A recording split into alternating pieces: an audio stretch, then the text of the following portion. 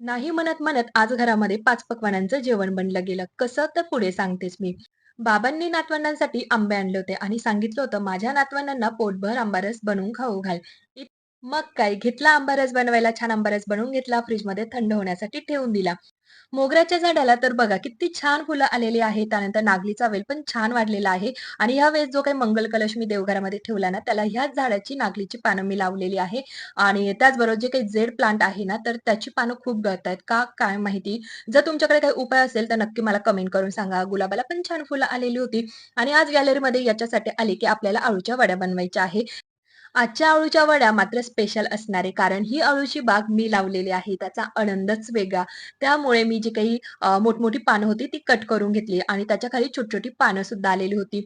म्हटलं चला खालच्या पानांना वरती येण्यासाठी जागा पण भेटेल. पानं कट करून घेतली, त्यानंतर स्वच्छ धुवून घेतली.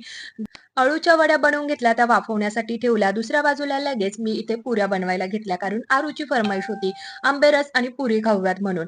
आहोंची दाढ दुखत होती, त्यामुळे त्यांच्यासाठी फक्त वरण-भात बनवला. त्यानंतर थोडंसं डाळीचं पीठ उरलेलं होतं, त्याच्यामध्येच एक कांदा कट करून टाकला आणि भजी बनवली. मग कुरडे पापडी पण तळून घेऊयात.